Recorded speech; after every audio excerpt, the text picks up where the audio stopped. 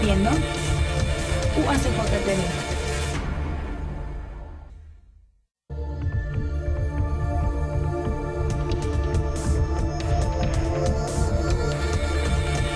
UACJ TV presenta. Amigos, ¿qué tal? Bienvenidos. Qué bueno que se encuentran con nosotros a través de nuestra señal de UACJ TV 44.3. Saludamos a quienes nos ven en nuestra región fronteriza de Ciudad Juárez, El Paso. Quédense con nosotros, comenzamos la emisión de hoy.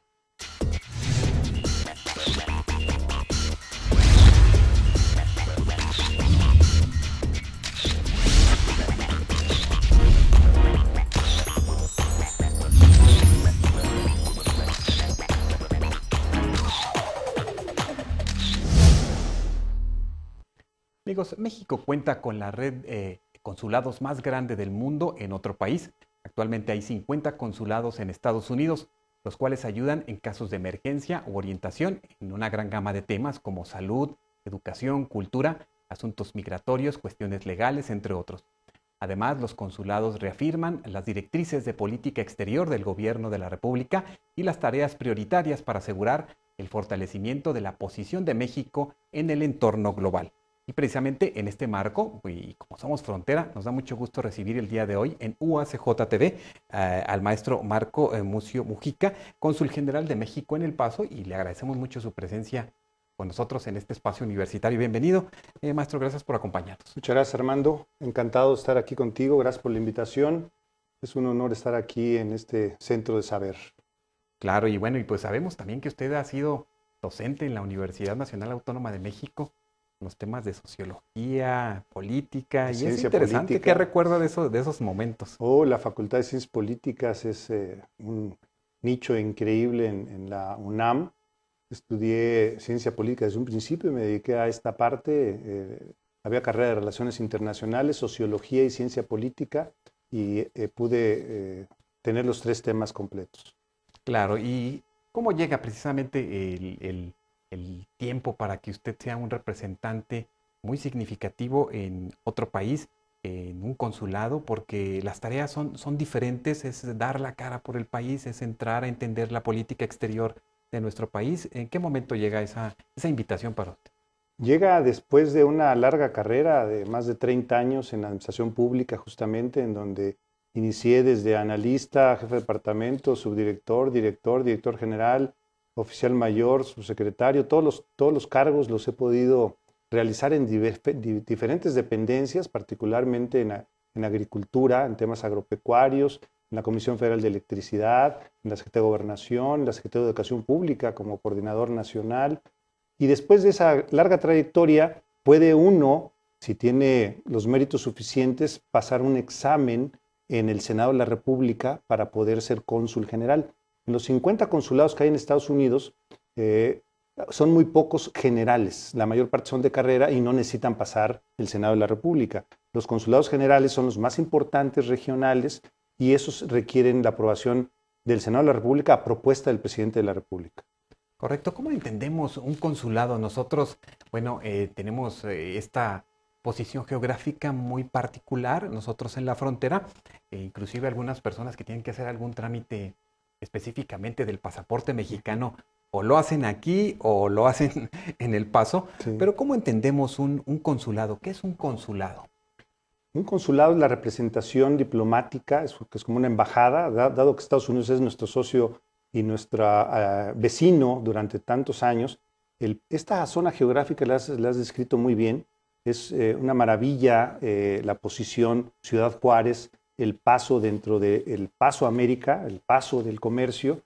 El primer consulado, los dos primeros consulados que se fundaron en Estados Unidos fueron el de Nueva York y el de Nueva Orleans, por ser puertos marítimos. Estamos hablando del año 1860, 1870.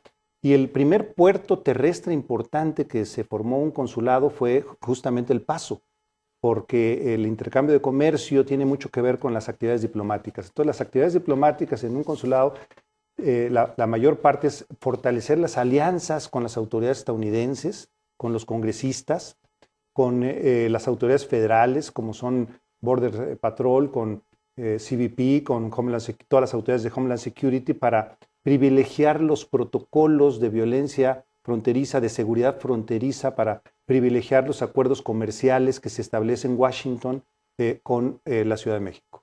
Correcto, y cuando hablamos precisamente de todo este fenómeno que nos trae la frontera, bueno, el comercio, el fenómeno de la migración, indudablemente, ¿cuál es precisamente esta directriz que tienen los consulados, al menos en Estados Unidos y en todas partes del mundo, para trabajar en pos de los derechos humanos de nuestros hermanos migrantes, de nuestros hermanos que quizás se encuentran allá sin ninguna documentación legal?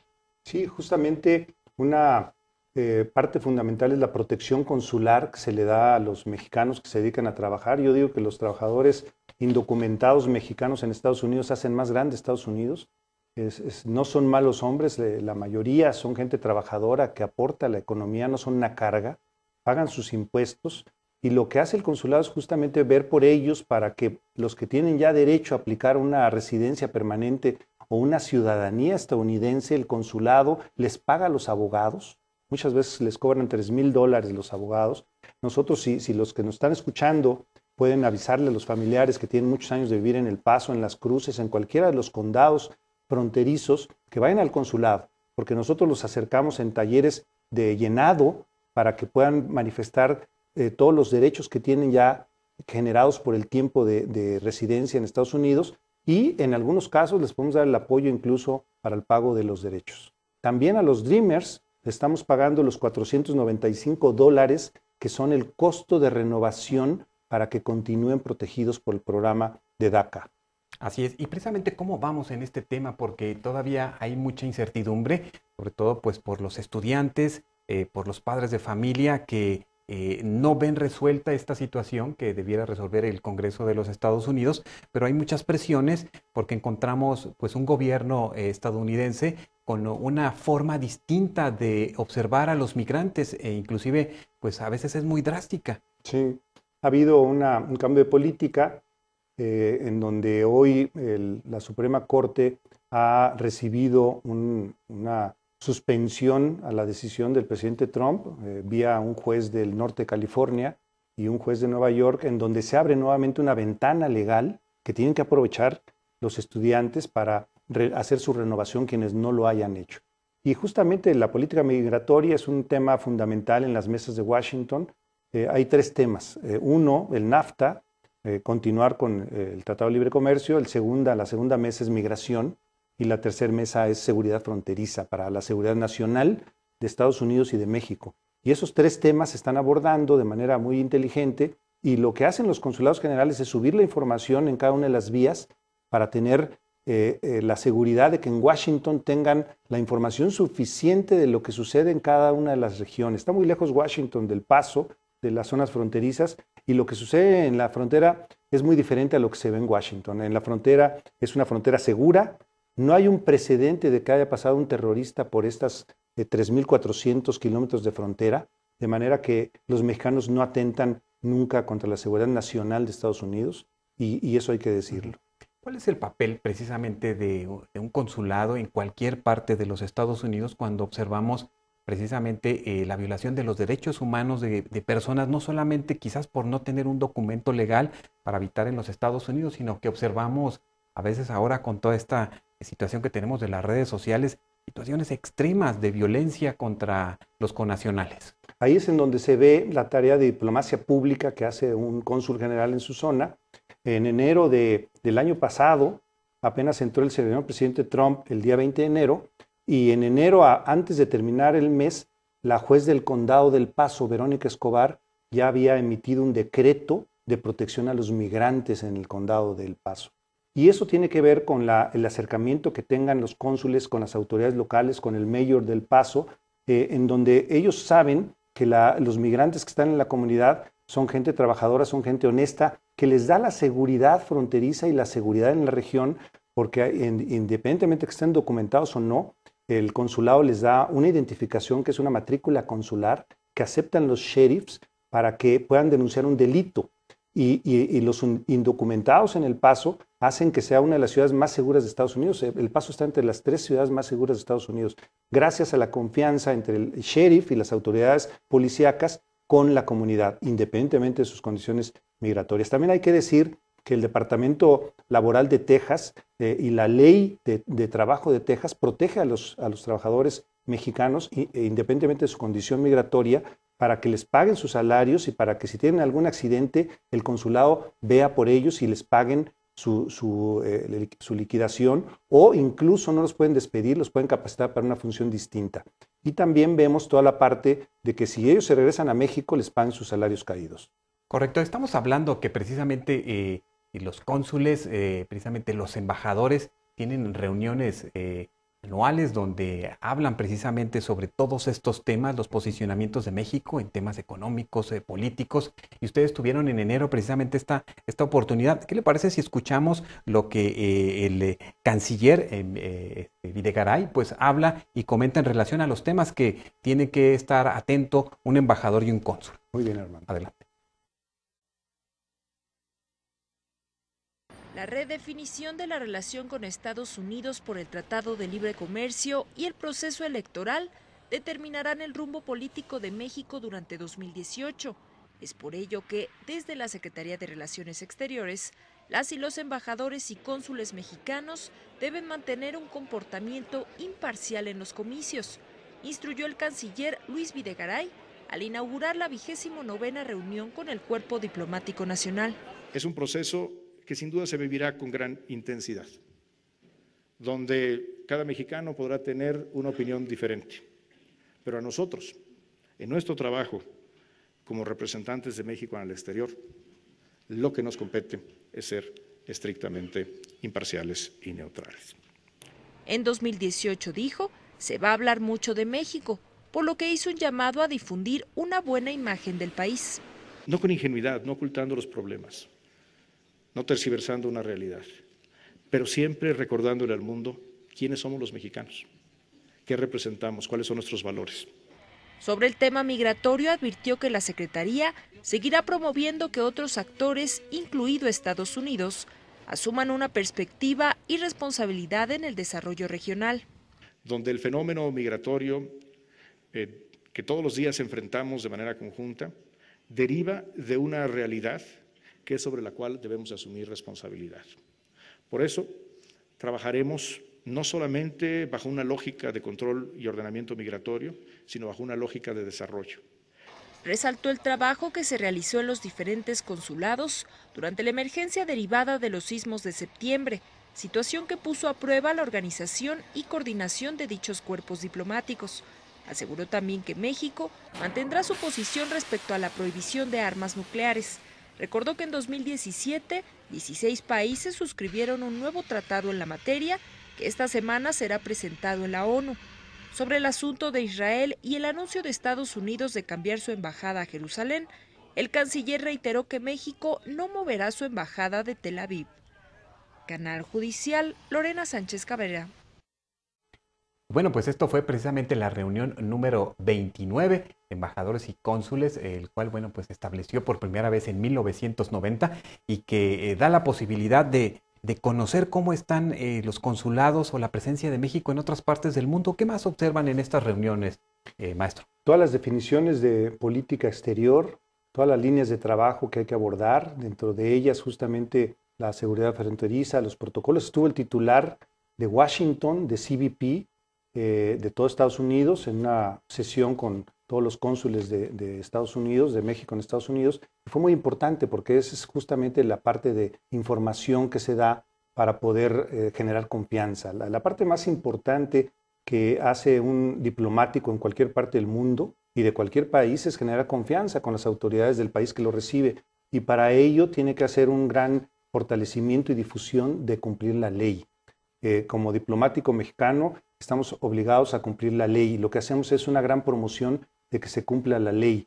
Entonces tratamos de desintensivar todos los crímenes como trata de personas, tráfico de niños, tráficos de personas y lo difundimos junto con Border Patrol y junto con toda la comunidad en la zona. Correcto. También hablamos indudablemente pues de los intereses comerciales de los países. Sabemos que ahí están las rondas del Tratado de Libre Comercio.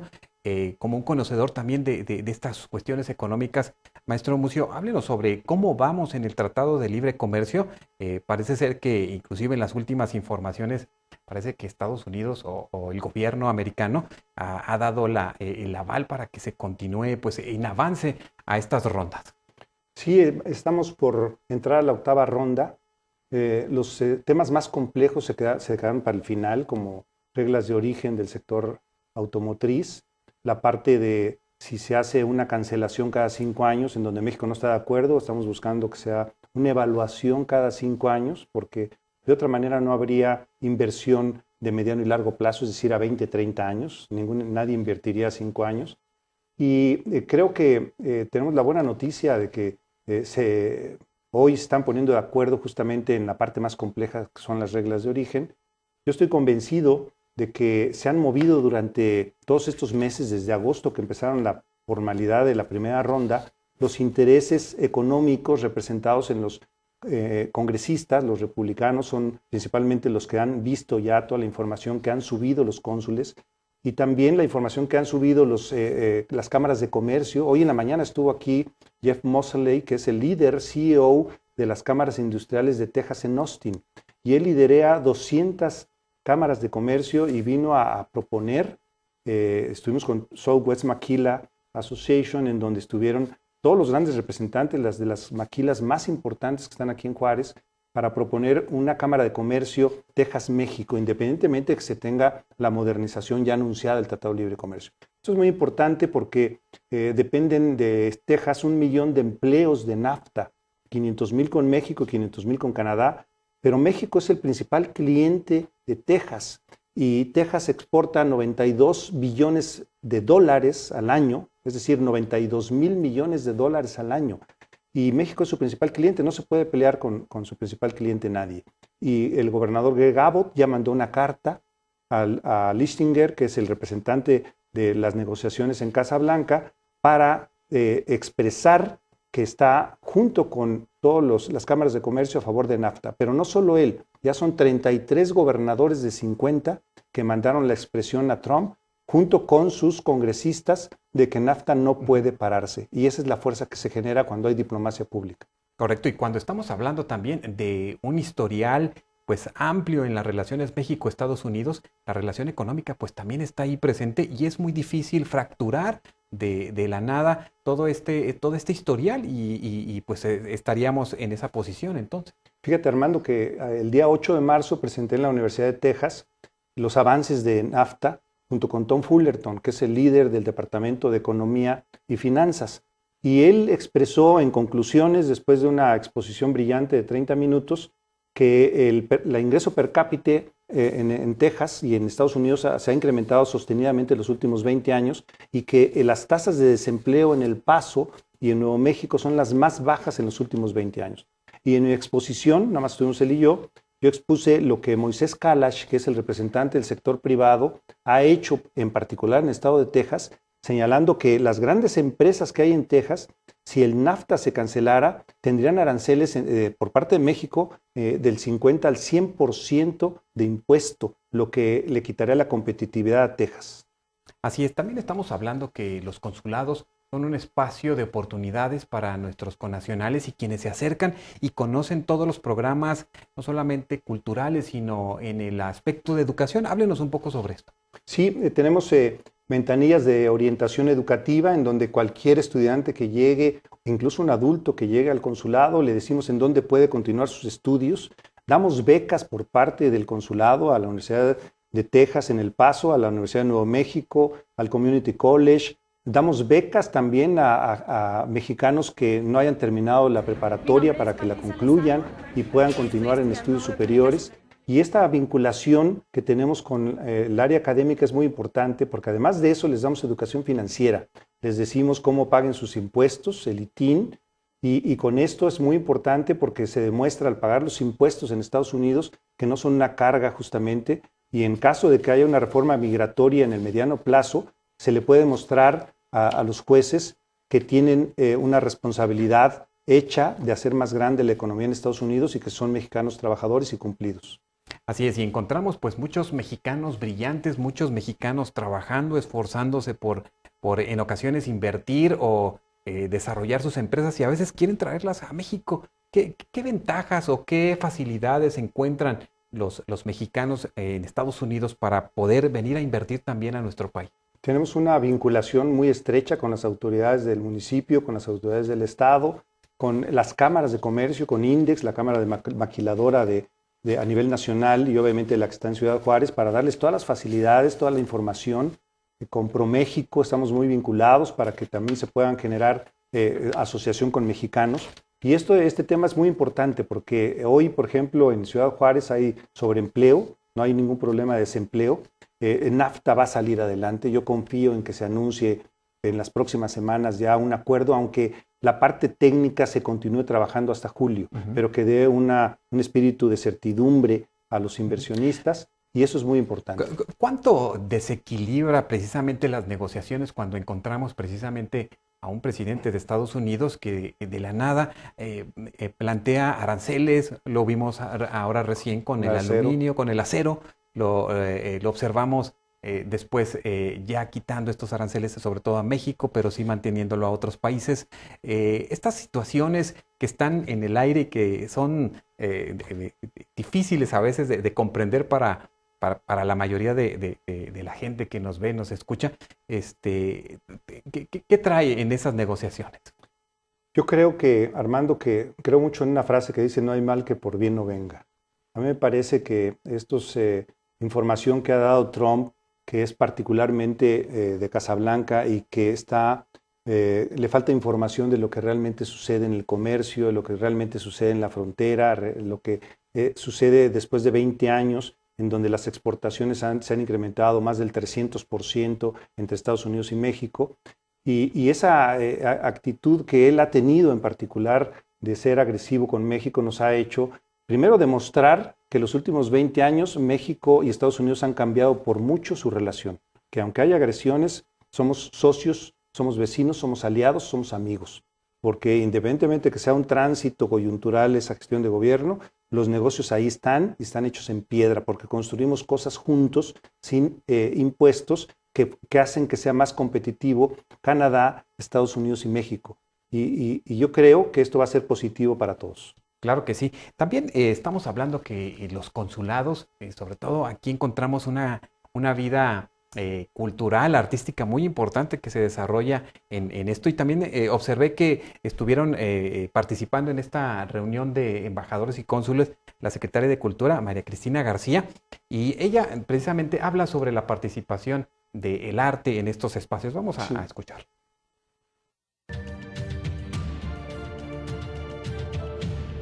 La secretaria de Cultura, María Cristina García Cepeda, participó en la 29ª reunión de embajadores y cónsules, donde ofreció la conferencia La cultura como herramienta de la diplomacia. Invitada por el secretario de Relaciones Exteriores, Luis Videgaray Carso, García Cepeda reconoció el apoyo de la comunidad internacional y la solidaridad de las naciones hermanas que se sumaron ante el llamado de la sociedad en favor de nuestro patrimonio afectado por los sismos del año pasado. En colaboración con la Agencia Mexicana de Cooperación Internacional para el Desarrollo, hemos recibido muestras de solidaridad de países y regiones amigas para la reconstrucción de inmuebles patrimoniales, históricos y artísticos que sufrieron daño, con los que estamos trabajando activamente, además de otros organismos como la UNESCO y la Oficina de la UNESCO en México. En 2017 se recibió la visita de los especialistas de la Unión Europea y Hungría, y recientemente arribó a México la delegación francesa de especialistas para trabajar junto con la Secretaría de Cultura en recintos del Centro Histórico y Xochimilco de la Ciudad de México y Puebla. De esta manera, la Secretaría de Cultura ha desarrollado estrategias y programas de trabajo con diversas naciones, refrendando su compromiso de trabajar en lo que nos une y nos enorgullece, nuestro patrimonio cultural. La cultura como herramienta de la diplomacia, maestro, cuando el consulado no solamente se convierte en ese espacio para ir a solicitar un documento oficial, sino para ser parte precisamente de esas creaciones de los nuestros, es importante y pasa mucho en el consulado de México en El Paso. Hacemos un programa cultural muy intenso con el apoyo de la Secretaría de Cultura, con Amexid, y tenemos un presupuesto que nos apoya el Centro Cultural Mexicano en El Paso, que cumple 23 años. Y lo importante ahí es que los empresarios son los que se reúnen, los que nosotros le hacemos propuestas de qué se puede presentar, intensificamos la cultura porque en esta región binacional las raíces culturales son lo que nos une, que los mexicanos americanos que tienen ya más de 50 años radicados allá y que son segunda o tercera generación no pierdan el amor a México. Y hemos notado que ese amor a México se resalta, se destaca cuando les presentamos arte. Sea una exposición, hace un mes presentamos a Pedro Francisco, que es el escultor aquí en Ciudad Juárez que hizo la escultura del Papa. No le gusta que le digamos la puerta amarilla, pero es el umbral, que él le llama el umbral del milenio. Presentamos su obra, su artística, y promovemos que él pueda vender cuadros y obra, y se van muy contentos. En ese sentido también vamos a presentar diversas obras artísticas durante este próximos meses. Viene Sonia Amelio, que es la crotalista número 1, una embajadora de paz universal, que la vamos a presentar en mayo. Hemos construido la primera orquesta binacional de Bridge, que toca el 50% de orquesta con el director James Welch del Paso, y la Sinfónica, y el 50% la Orquesta Esperanza Azteca. La vamos a presentar el 15 de abril. Y presentamos también, es la primera orquesta binacional que hay en México, Estados Unidos.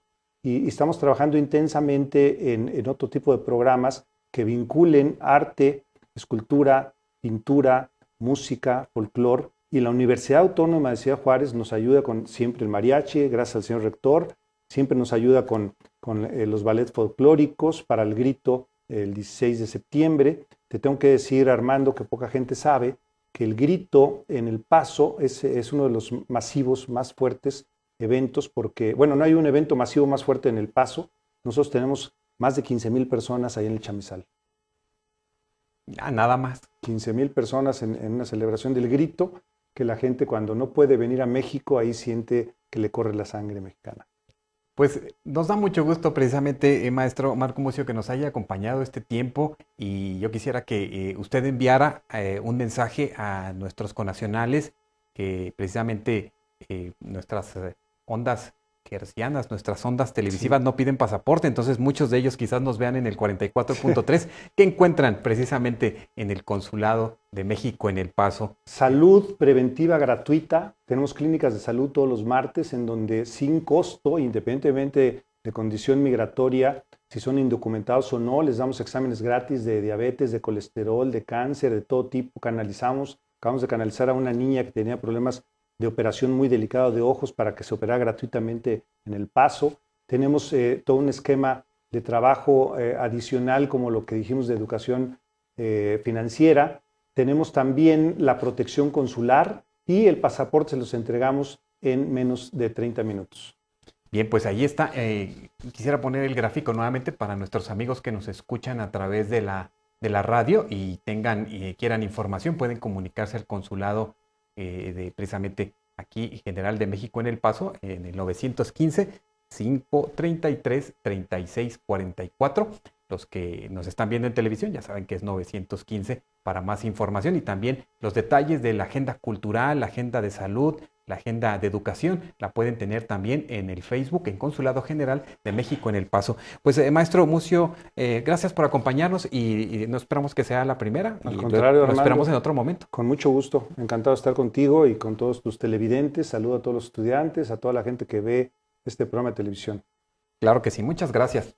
Con esto concluimos la emisión del día de hoy. Muchas gracias por vernos y escucharnos. Continúen aquí en la programación de UACJ TV.